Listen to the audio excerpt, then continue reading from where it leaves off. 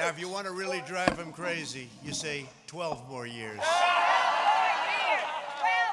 Because we caught them doing some really bad things in 2016. Let's see what happens. We caught them doing some really bad things. We have to be very careful because they're trying it again with this whole 80 million mail-in ballots that they're working on, sending them out to people that didn't ask for them.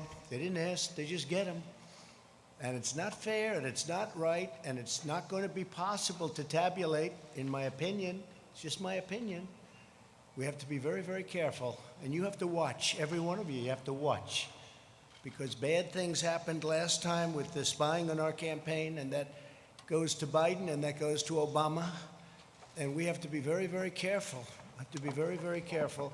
And this time they're trying to do it with the whole post office scam. They'll blame it on the post office. You could see them setting it up. Be very careful and watch it very carefully because we have to win. This is the most important election in the history of our country. This is the most, you know, for a long period of time, I would say, well, 2016, how special was that evening? Was that one of the great? That was one of the great evenings. But we have to be very, very careful, and we have to win. Our country is counting on it. This is the biggest. This is it. Our country can go in a horrible, horrible direction or in an even greater direction. And before the plague came in from China, that's where we were going. We were going in a direction like we had never seen. The most successful economy in the history of our country, the best unemployment numbers in history for African American, Asian American, Hispanic American, women, college students, bad students, good students, everybody. If you had a diploma, if you didn't have a diploma, it didn't matter, you were doing well. Everybody was doing well. And we were actually coming together. You know, success brings people together, maybe better than anything else. Success brings people. So many times they say, we're divided. Well, we were very divided under President Obama, very divided. People have no idea how divided. They didn't talk about it as much. They didn't say it as much. But we were really coming together. And I was speaking with Democrats all of a sudden because the success, the markets were at an all-time high. And by the way, take a look at what's happening with the markets. Take a look at your 401ks, which you probably do every hour. Take a look at your stocks. We're very close to breaking the record, and NASDAQ has already done it. You know, NASDAQ has broken the record, I think, 16 times already during a pandemic. Hopefully we'll call it the final phase of a pandemic. You know, Biden the other day said, no, he'd shut it down. He'd listen to some guy say, and he'd shut it down. We just broke a record on jobs, an all-time record. There's never been 3 months where we've put more people to work, over 9 million people. And again, we're just about ready to break the all-time stock market record. I mean, you look at it, we're just about ready to do it again. And what that means is everything else is going to follow. Very smart on Wall Street. Everything else is going to be there. The economy is coming up very rapidly. Our farmers are doing well. Our farmers are doing well because I got China to give them $28 billion because they were targeted by China. I got the farmers $28 billion, 16 and 12. That's why. So in spite of the pandemic, and our farmers did a great job in supplying food and all of the difficulties during this period of time, but we're getting ready to do things like nobody's ever seen before. But the best way to bring unity is success. Success brings unity, and we were there, and then we got hit with the plague. But we won't forget that. I just want to thank the people of North Carolina because, to be honest with you, I felt an obligation to be here. You have a governor who's in a total shutdown mood. I guarantee on November 4th, it'll all open up. It'll be fine, like most other states. On November 4th, you know, these Democrat governors, they love shutdown until after the election's over because they want to make our numbers look as bad as possible for the economy. But our numbers are looking so good. And frankly, I used to say a V, and people would say, well, maybe not. I don't think so. Some would say, no way. We have a super V. You're right. It's now looking like it's a super V. Our automobile numbers are incredible, both used cars and brand new cars. Our manufacturing numbers incredible. We're putting a lot of manufacturing jobs to work that the previous administration said you'd need a magic wand. You'd need a magic wand for manufacturing jobs. I don't think so. I guess we had the magic wand, that's all. But we're putting them, again, we're putting them back, we're bringing them back. But think of your life just prior to the plague coming in. It was the best it's ever been. Your state had the best numbers they've ever had by far. And we had the best employment numbers also. We were up to 160 million jobs. We were never anywhere near that. And then we had to shut it down. We saved millions and millions of lives. We learned the enemy. We learned all about the invisible enemy, how it affects really people that are older, especially older people, the elderly, but older people with problems with heart, with diabetes, with other problems. And we learned, and most of the country is right now doing very, very well. They've done an incredible job. And to have a man sitting on television the other day say, oh, I'd shut it down. Oh, I'd shut it, like it's easy, shut it down. And by the way, when you shut it down, and we did the exact right thing, we shut it down, then we reopened, and that's what we're doing now. We're well into it. But if we didn't shut it down at that point, we would have had millions of people dead, millions of people. You see the numbers. The job that Mike Pence and the task force and all of us together have done has been incredible, what we've done, what we've achieved. Whether it's ventilators, whether it's supplying equipment to governors that were totally ill-prepared. Many of the governors were totally ill-prepared. Nobody wants to say that, but it's supposed to work that way, Federalists. It's supposed to work that way. The governors are supposed to do it. Many of them did a fine job, and many of them came back well. But most of them didn't have the equipment that they should have had. Few of them had the ventilators, which are very, very complex machines and hard to make and hard to manufacture and expensive. And we're right now making thousands of ventilators a month, and we're sending them. We have all we can use. Our whole country, every state, we're stocked. We're stocked. And I always say it, I'll say it again. There's never been a person that needed a ventilator that didn't get a ventilator. Every single person that's ever needed a ventilator, with all that you've heard, with how much, they said we didn't have. Again, I took over a country whose military was depleted and whose cupboard on this front were bare. The cupboards were bare. We didn't have anything. We didn't have a thing. We had very, very little. And we did a great job. We haven't been given, and it's not for me, it's for the incredible people, the generals, the admirals, all of the doctors, the nurses. And yet you saw yesterday convalescent plasma. You saw remdesivir. You'll soon see vaccines pouring out years ahead of what they would have been under a more traditional, let's use that term because it's nicer, a more traditional administration, where they would have taken years to come up with this stuff. We're coming up with it like nobody's ever seen before. The FDA, Dr. Hahn, I want to thank him. Alex Azar, I want to thank him. They've come with things and done things that have never been done in terms of speed and frankly in terms of quality. If you look at what we're doing and what we're coming up with, drug companies are coming out with vaccines that are, I've seen some results already. It's going to be very, very soon. They're in stage 3 trials. It's unheard of.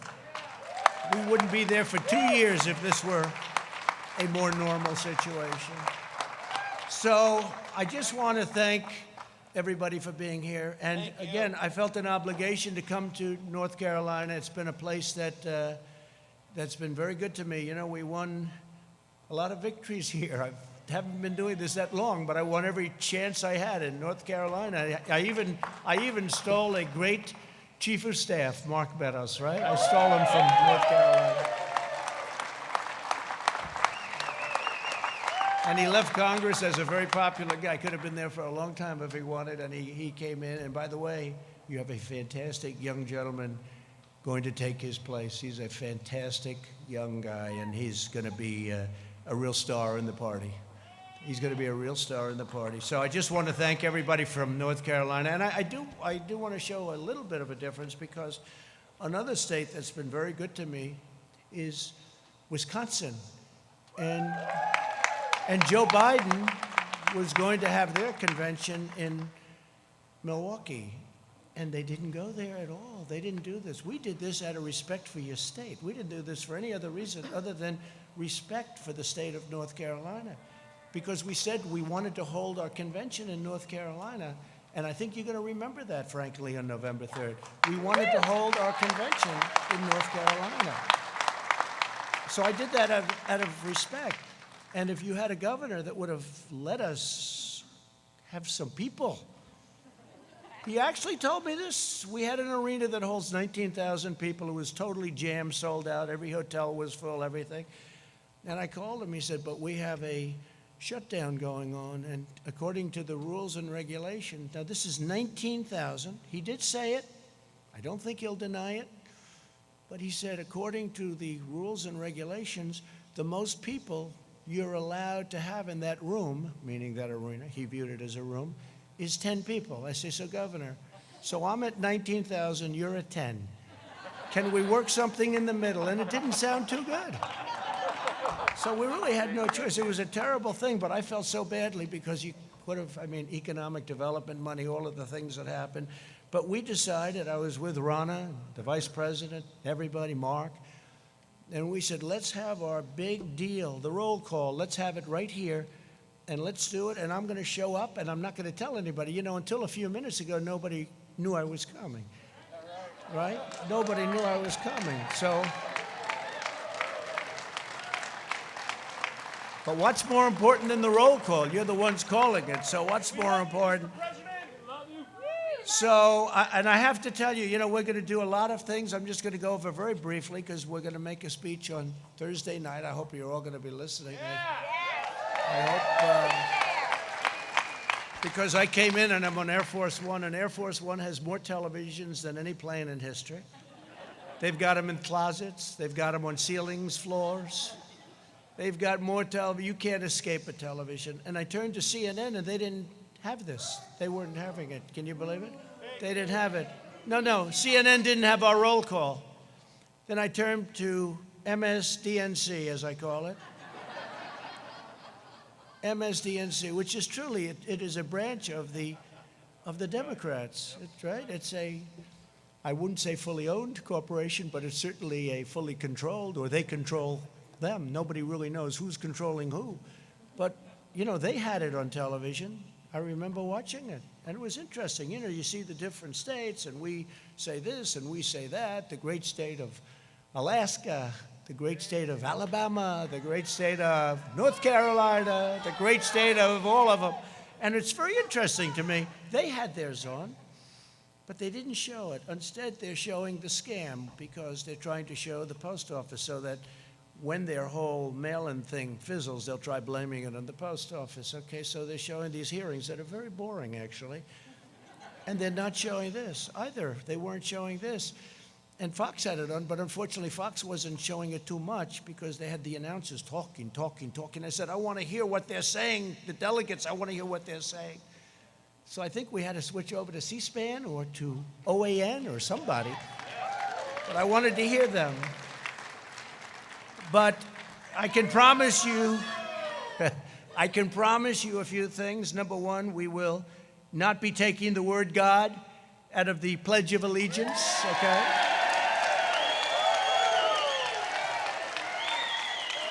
Like they did a number of times at their caucuses, so they took the word God out. I heard it. I was listening. I said, that's strange. It's sort of weird. You've heard it all your life, right? Under God, under God. All of a sudden, those two words are missing. I said, oh, he must have made a mistake. He must have, maybe the teleprompter wasn't working, or his book wasn't working that I have right here. Something wasn't working. Must have made, but the problem was then the next day I heard it again. I said, that's not a mistake. That's pretty. And then they immediately went into a mode. Oh, no, no, no, we didn't mean that. No, no. We didn't say it for the convention. We didn't say it. No, that's where they're coming from. That's where they're coming from. You can say it or not say it. That is where they're coming from. Just like with energy, they don't want energy. Not working well in Texas, by the way. I just looked at a poll. And by the way, just came out that we have received 51% in the big and very important Rasmussen poll, and my numbers actually went up during the Democratic National Convention, 51%. So think of it. Think of it.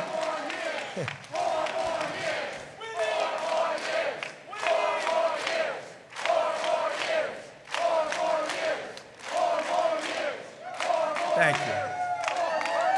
I love this state. I like this place. And you're from all over the place, but this has been a good one for me. No, but think of it. So we're at 51% in Rasmussen.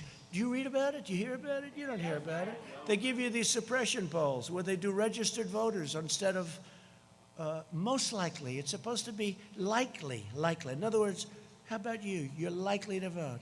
But how about you? You're registered, but I'm not voting. But see, under their plan, where they send these ballots, you don't have to want to vote. You get the ballot, and then they have harvesting.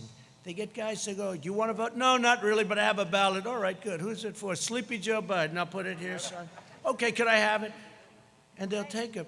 In fact, harvesting is illegal in your state. They wanted to put a Republican, fine man, a pastor. They wanted to put him in jail because he harvested. Now they want to make harvesting legal all of a sudden. They'll put him in jail as a Republican, right? If he was a Democrat, they wouldn't even be thinking about it. In California, they do the same thing. No repercussion. In North Carolina, you had a fine pastor, a fine man, and they got him on harvesting. They wanted to put him in jail. And now they want to make it all so that everybody can harvest because they know it's not a good thing. So people that don't want to vote are going to be sitting there. They'll be making them, if you talk about 80 million ballots, it's 80 million, could even be higher than that. I used to say 51 million, now it's 80 million. They said, sir, you're a little obsolete with the 51. I said, all right, what is it? 80. I said, 80? How is it possible to think of it? They'll be sending them, they'll be dumping them in neighborhoods, there'll be people are going to be picking them up, they'll be bribing, they'll be paying off people to grab some. This is going to be one of the greatest scams, and it's common sense. This has nothing to do with politics. It's common sense. Anybody, you don't have to know politics. They're going to mail out 80 million ballots. It's impossible. They have no idea. Who's mailing them? Mostly Democrat states and Democrat governors. Well, supposing they don't mail them to Republican neighborhoods. That means they're not going to get them. So they're going to complain, and the election's going to be over, and then they're going to complain, and then they'll say, oh, well, we didn't get it. Big deal. In the meantime, you might lose the election. This is the greatest scam in the history of politics, I think, and I'm talking about beyond our nation. And they act like they're aggrieved. Like by saying this, we're saying such a horrible thing. We're not patriotic by saying this. No, we voted during World War I. We voted at the voting booth during World War II. The pandemic, we're doing very well, and people know how to handle it. Look at the crowds. They're doing very well. It's very safe. It's going to be very safe. If you have an absentee ballot where you request it, we're all in favor of that. Absentee, like in Florida, they have absentee is good. But other than that, they're very, very bad. There'll be millions of ballots. Take a look at New York. Take a look at Virginia. Take a look at New Jersey. All different cases. They just had one last night. Now they're thinking about recalling certain elections that took place with mail-in. And these are small little elections that are locally based, that are easy to run. Not millions, but thousands of ballots. Thousands. Hundreds of ballots. But these are small, and they can't control it. They said 23% of the ballots were defective. What does defective mean? It means fraud. It means a lot of things that we won't get into because I don't want to be accused. You see all the cameras back there? It's the fake news. I don't want to be accused of anything. But what it means is They're trying to steal the election from the Republicans. That's what it means. In a very, very nice way, I will tell you, they are trying to steal the election, just like they did it last time with spying, and we caught them, and that included President Obama, and that included, let's be nice, Biden. This could only happen in North Carolina. But that included them, and they got caught. And then somebody said, well, what are you going to do? Well, we can't attack a president. Oh, I see. If it was me. They said, we can't attack a president. We caught him. We caught him cold. And they say, we can't attack. He was at meetings talking about it.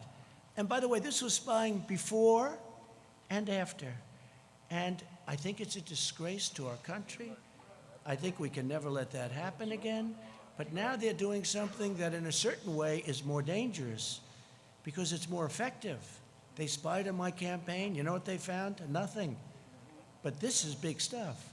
This is stealing millions of votes, and it's going to be very hard. Now, we're in courts all over the country, and hopefully we have judges that are going to give it a fair call, because if they give it a fair call, we're going to win this election. The only way they can take this election away from us is if this is a rigged election. We're going to win this election. We're going to win this election.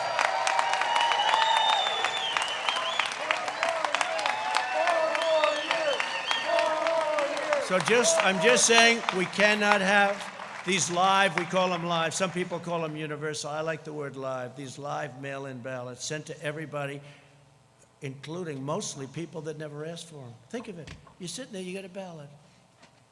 Here's the bottom line.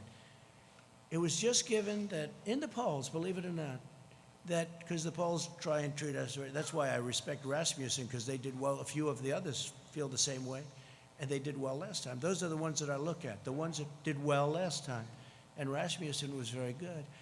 But if you look at it, every single vote that they have, every single vote, it's going to be looked at. A man is sitting, or a woman is sitting, waiting for nothing, watching television, has no enthusiasm. Because on enthusiasm, the polls are saying that I'm up by massive numbers, not just a little. I'm also way up on the economy, by the way, put it down. Way up. But I'm up by massive, and when I say I'm up, I'm talking about we're up, okay? So if you could, please. We love you, but I'm up President. by massive numbers on enthusiasm. So our voters are saying, I'm very angry about this. I'll go to the poll directly and vote. But their voters are saying, I don't care if Biden gets in. He doesn't have any enthusiasm. When you go to Ohio, when you go to Wisconsin, when you go to North Carolina, when you go to a lot of states, they have the Trump-Pence sign on every lawn. It's all over the place, right? It's all over. We don't see Indiana, too. Indiana's great. Bobby Knight. We love Bobby Knight, too, I'll tell you. We love Bobby Knight and Coach Holtz and all of them. They love us and we love them. Indiana's great. Thank you. But here's the thing. So if they don't have any enthusiasm, so you'd say, are you going to vote? I'm not getting up to vote. Okay. I want to watch television instead of vote. All right. But here's a ballot. It just got to you. And he opens it. Oh, here's a ballot. What the hell am I going to do with this thing? And then they have somebody knocking on your door. And they're harvesting. Hey, have you gotten your ballot? Yeah, I have my ballot. You going to sign it? Well, if you want, I'll sign it. Here it is. Get out of here. That's the most honest way of doing it. And that's unfair. That's unfair. Because now they're taking all of that enthusiasm that our party has. And we have tremendous enthusiasm. I think we have record enthusiasm. We have a base. We have a base the likes of which nobody's seen, including these people. Wall Street Journal did a fantastic story this weekend, a fantastic cover story this weekend on this base. Is an incredible base. Everybody here is going to vote. Everybody in our base. I mean, we have a tremendous base. They don't. They have no enthusiasm for their candidate. Because frankly, Bernie Sanders, they have much more enthusiasm for him. But Bernie Sanders, excuse me, again, he's the greatest loser I've ever seen. This guy can lose and be so happy. Hillary Clinton, I want to use nice language, so I don't want to use a certain word. It starts with the word S-C. I don't want to use it because they'll say he used foul language while in North Carolina. But so I won't do that. But Bernie Sanders got taken advantage of, is that okay? By Hillary Clinton, but worse, by the Democrats this time. Because if Pocahontas, Elizabeth Warren, got out of the campaign one day prior to the Super Tuesday vote, Bernie Sanders would have won every single state because Biden won by a little bit, and she didn't do well, but she took thousands and thousands of votes away in each state. If you add just a percentage of those votes back, that means that Bernie would have won easily the nomination. And I'm glad he didn't because he had much more enthusiasm. Yeah. And he would have had a base, much smaller base than ours, but equally, I have to say this, equally as enthusiastic. This base doesn't like Joe Biden. They don't like Joe Biden. I think we're going to get a lot of votes. We did last time. People were surprised, primarily because of trade, because I know how other countries take advantage of us, and I understand that. And that's something that Bernie Sanders people really feel, because I understand trade. I've done USMCA now. I got rid of NAFTA, the world's worst trade deal. China tariffs. I mean, China had the worst year they've had in 67 years prior to the plague. The worst year they've had in decades and decades. And we had the best year we've ever had. But we took in billions from China. We never took in 10 cents from China. Never took in 10 cents. They took China for 25 years, and not only Obama, for 25 years, China was taking in anywhere between 200 billion with a B and $550 billion from the United States. I give them all the credit, number one, for being smart and outfoxing all of the people that stood here and their representatives. But China, we built China. We helped build. We gave them $300, $400, $500 billion a year. Because before that, and before the World Trade Organization and they getting into it, China was flatlined. It was after that happened. And then they took advantage of us because we didn't have people that were smart enough to see. And by the way, Biden would be the worst of all of them because his son took out $1.5 billion and he gets fees on $1.5 billion, which is millions of dollars a year. Right. Give me a break. China will own our country if this guy gets elected. We can't let it happen. We can't let it happen. So we have a big one coming. And just to finish, enthusiasm. So they take the enthusiasm now out of the equation because they're going to go knock on everybody's door. Here, would you sign this? Yeah, I'll sign it. Nobody knows who the hell is signing it. And they now want to have it where the signature doesn't have to be verified. No, that's right. The signature doesn't have to be verified. And then they're going to play the game that we're not patriotic. Right. Yeah. What they're doing is using COVID to steal an election. Right. They're using COVID to defraud the American people, all of our people, of a fair and free election. And we can't do that. And don't let them give you the post office stuff. The Postal Service, they do a great job. They lose a lot of money. I've said if they charged Amazon and these companies doing that a couple of dollars more a package that Amazon has to pay, not the customer, you know what would happen? Post office would start doing very well, thank you. Yeah. Amazon dumps all the packages. Why should we deliver it? We'll let the post office do it, lose a fortune. So if they charged Amazon, now, of course, he owns the Washington Post, so when I get bad stories in the Washington Post, I wonder why, right? I wonder why. But I just tell it like it is, right? I tell it like it is. We love you. We've accomplished more. We've accomplished more during the first 3.5 years of this administration than any president in the history of our country. And I'm not even getting, pushback. I've been saying this for 2 years, for 3 years. I used to say for 2 years, for 3 years. But we've done more, let's say just about. This way they can't say, well, somebody won a war or something, right? No. We've accomplished more than just about any administration in the history of our country.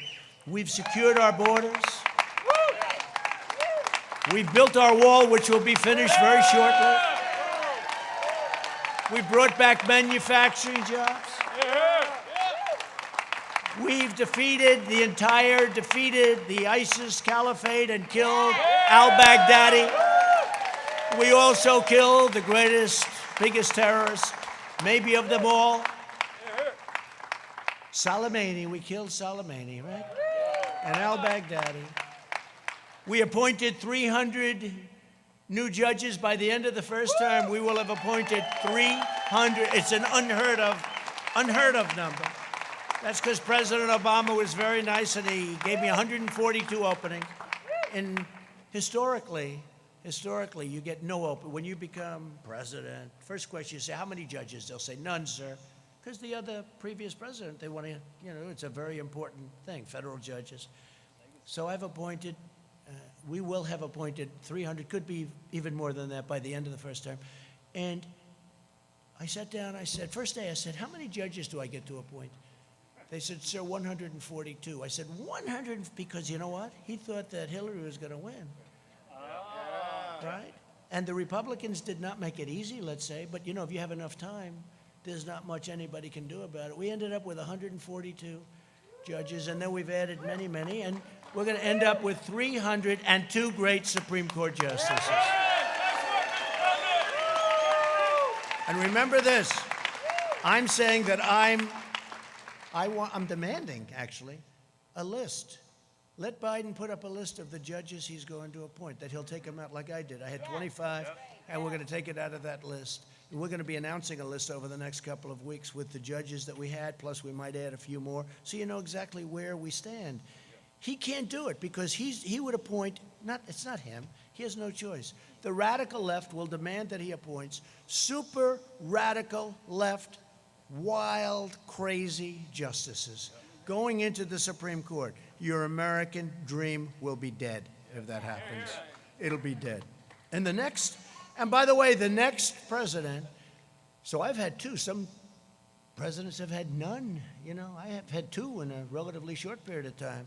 But I will tell you that the next one could have 2, 3, 4, and even 5. The next president. This is so important. Whether you're talking about life, whether you're talking about Second Amendment, whether you're talking about military, this is so important. We have to do this. We have to win this election. But we brought back manufacturing. We rebuilt our military. We wiped out ISIS. I mean, think of it. When I came, ISIS was all over Iraq. The Prime Minister of Iraq was in last week, and he said, I want to thank you for defeating ISIS. I said, now, are you talking about me or the United States? You. Because when you came into office, it was a mess. They were all over Iraq and Syria. And you defeated them, sir. I said, good. Tell that to the media, please. Would you do that? And he said, I will. So let's see if he does. But we passed the biggest tax cuts and regulation cuts in the history of our country. We replaced the worst trade deal ever made, NAFTA, with a great USMCA deal that's going to keep our companies here, and it's going to be treating us very nicely. And I wouldn't say the other two countries were thrilled with it, but they were happy enough. And we did that, and that's another thing. They said, you'll never be able to replace NAFTA. You'll never be able to get it. And I got it. We got it through Congress. We fixed a lot of our broken and bad trade deals. We're getting $40 billion from Japan. We fixed a horrible deal that was made with South Korea. Remember, I was a Hillary Clinton special. She said, this will produce 250,000 jobs. And she was right, except unfortunately the jobs went to South Korea, not to us. Okay? She said it would produce 250,000 jobs, and it did, to South Korea. And we stood up to China like nobody's ever stood up between the tariffs and the trade deal, which now, don't forget, when I made that, the ink wasn't dry before the China virus poured into our country, right? The ink wasn't dry. So I view that differently than I would have, because it's done very well. Last week they had the largest order of corn, the largest order of soybeans. They're doing things, they're very smart. A lot of people, because they see my attitude, a lot of people would say, we're not going to order. They do just the opposite. I got a call last week, sir. In fact, Sonny Perdue is here, the great Sonny Perdue, Secretary of Agriculture. He's here. There he is. Is that right, Sonny? I got a call. They ordered it was the largest order of corn in the history of our country. Twice. The largest order of corn, the largest order of soybeans. So here's how smart. Somebody else would say, running some country, they'd say, Well, we're not going to do business with him. He's not saying nice things about China's very smart. Instead, they order more corn than we've ever thought possible, right, Sonny? Order more soybeans than we ever thought possible. And now I have farmers calling me up, sir, we love China very much. Please don't be too tough on them, please. It makes it very difficult, Sonny, right? You know, we do too good a job sometimes. We've achieved American energy independence, and we're now #1 in the world by far.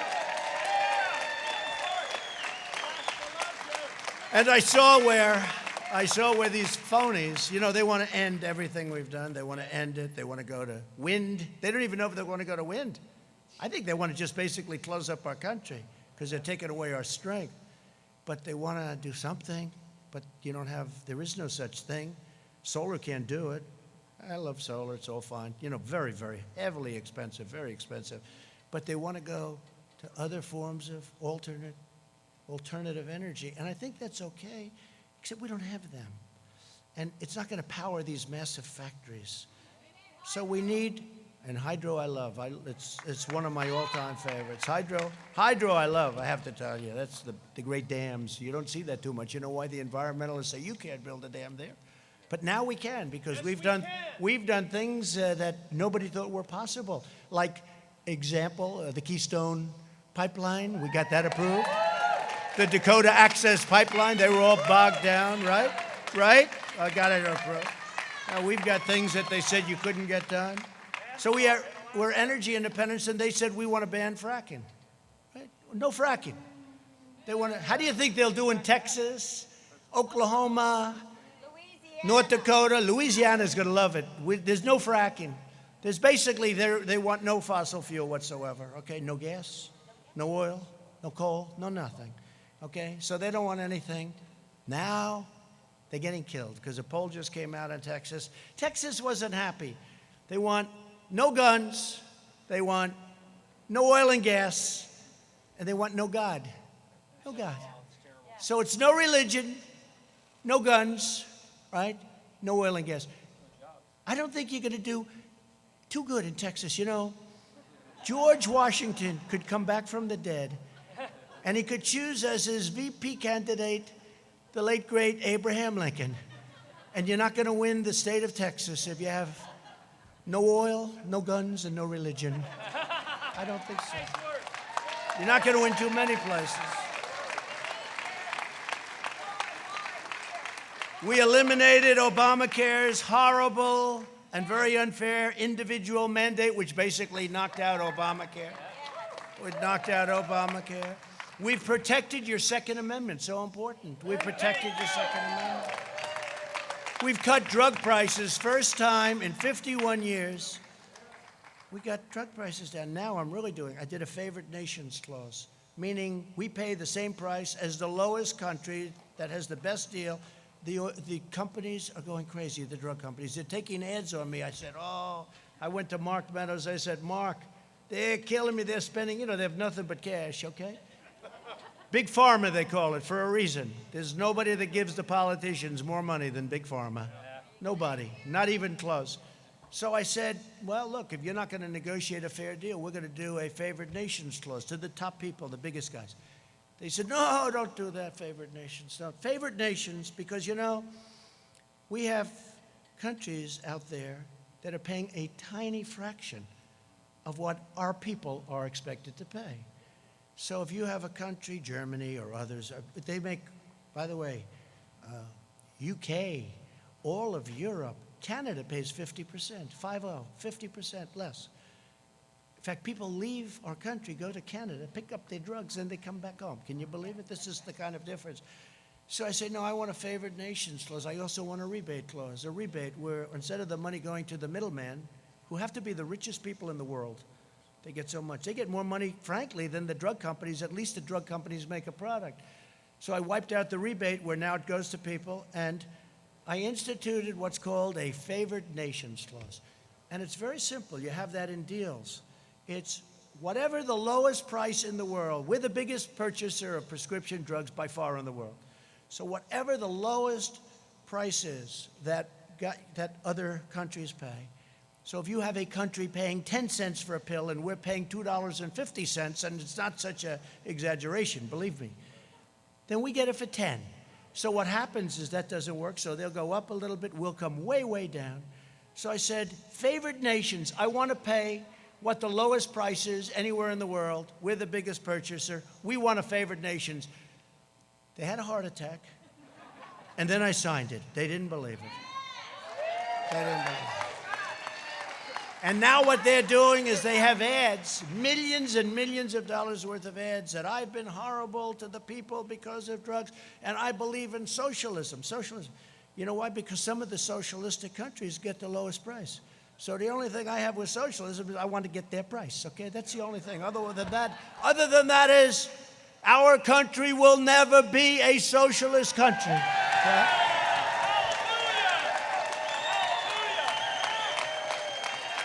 So we cut drug prices, and you could get cuts. You could get cuts.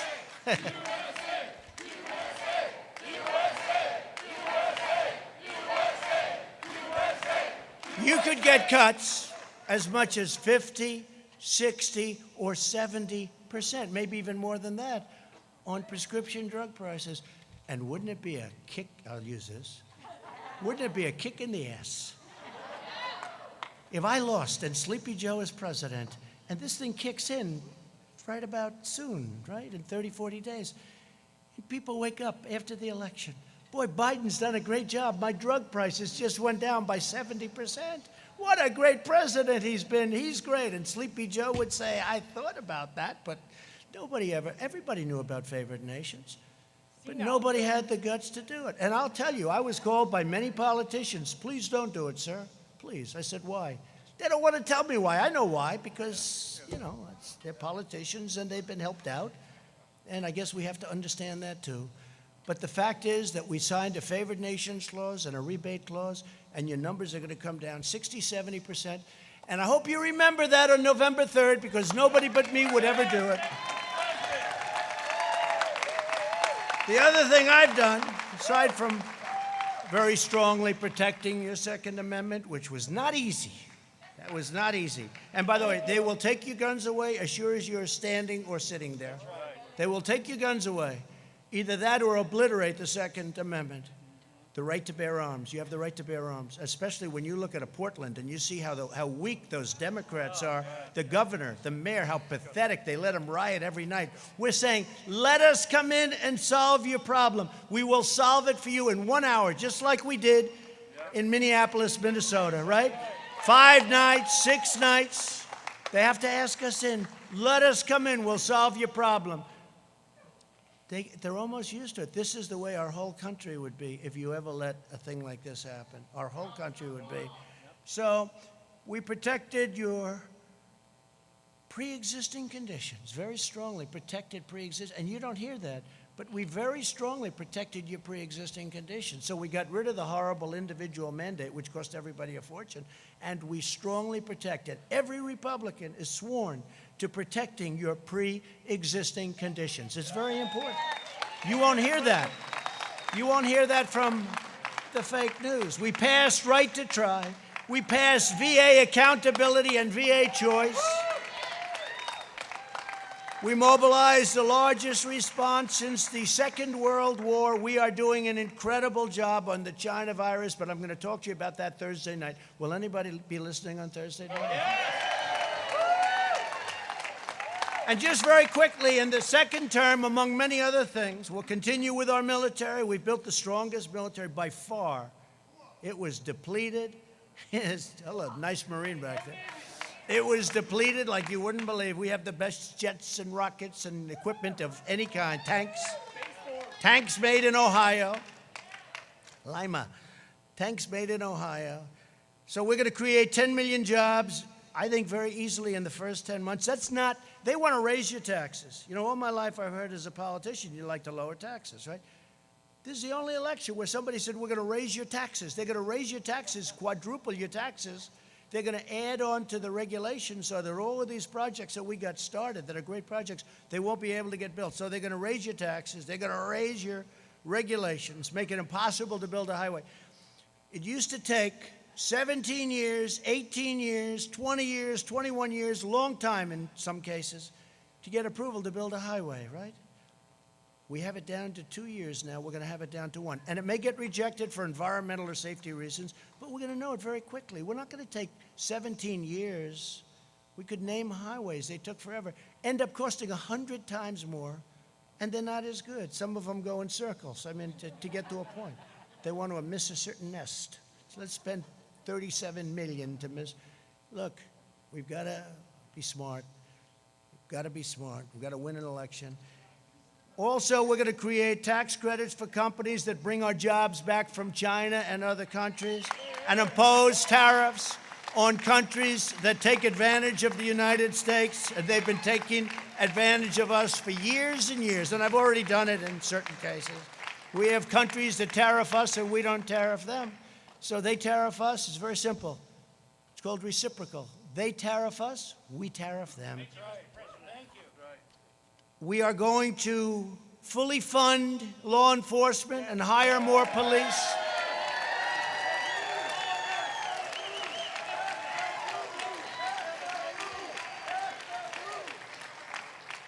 We're going to go with school choice, and we've made a lot of progress on school choice for every student in America. We're going to continue to expand opportunity zones. There's been nothing better. Don't forget, it was us together, that got criminal justice reform done. The greatest thing for the black community, African American community. They came and they said, we can't believe it. Obama didn't even try. And not only that, I got funded the historically black colleges and universities. I got them funded. They weren't funded. They were year to year. They didn't know if they were going to be around for another year. And they'd come in to the White House, and after 3 years, I said, why do you guys keep coming back? Well, it's a year-to-year deal. I said, that's not fair. So you have to come back every year. And we got them long-term financing and long-term funding. Nobody's done more for the historically black colleges and universities than Donald Trump. Nobody. Nobody's done more for the African American community. No president has done as much as anybody since Abraham Lincoln. It's true. It's true. Criminal justice reform, opportunity zones with Tim Scott of South Carolina. He's a great senator. He's a great gentleman. Tim Scott is fantastic. Opportunity zones. But think of it, criminal justice reform, opportunity zones, the colleges and universities. What we've done has been amazing. But the most important thing is, prior to the virus, the greatest job numbers in the history of the African American community, the Hispanic community, and the Asian, as I said. So I just want to thank everybody. We're going to get rid of our sanctuary cities as soon as we can so that they don't protect. We put NASA back in action. NASA had grass growing through its runways. It had grass growing through the cracks of its runways. It was closed, essentially just a disaster. Now it's the #1 space center anywhere in the world by far. You saw the ships going up. And for some reason, a lot of rich people like rockets going up. And so we say, let's lease them our beautiful launching areas and let them send all the rockets. Let them pay for it. But we'll be landing on Mars. We're going to the moon. We're going to Mars. We'll be the first on Mars. Let's see if that happens. We have to do it. If we're here, it's going to happen. If somebody else is here, probably not. But I just want to, again, thank you from the bottom of my heart. You're incredible warriors. You have incredible strength. You have unbelievable intelligence and patience. It's a combination of both. I don't know which is greater, the intelligence or the patience, but let's assume it's the intelligence, okay? But I have to tell you, I think we have the greatest base of support anywhere, at any time, any election, and people are starting to find that out.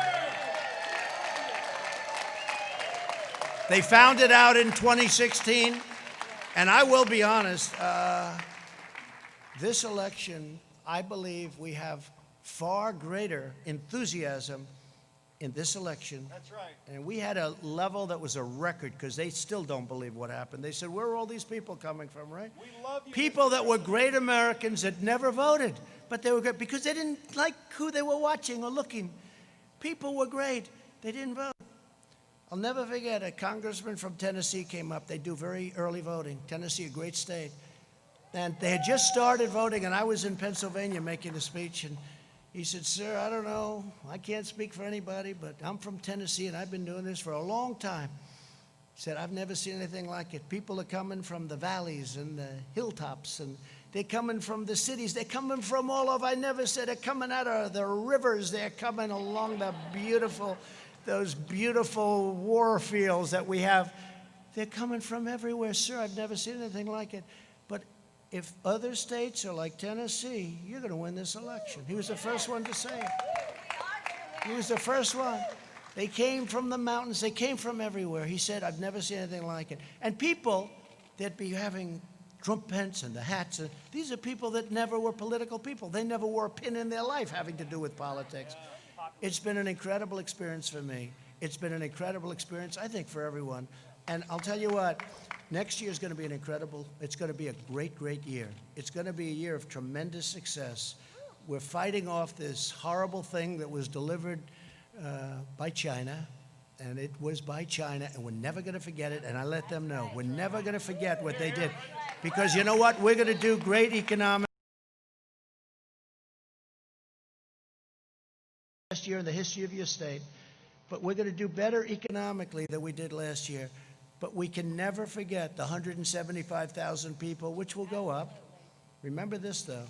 We saved millions, because if we didn't move, and if I didn't put the ban on highly, heavily infected people coming to our nation from China, that everybody told me not to do, months later they were saying we shouldn't, and then they all either apologized or admitted it was right. And Europe, I did Europe too, very early. If we didn't do that, our numbers would be at a level like you wouldn't believe. So I just want to thank everybody for this incredible support. Be very, very careful. This is going to be, and I really believe this is the most important election in the history of our country. It is. Don't let them take it away from you. Don't let them take it away. North Carolina, we love you. That's why I'm here. Thank you very much. Very special people. Thank you. God bless you all.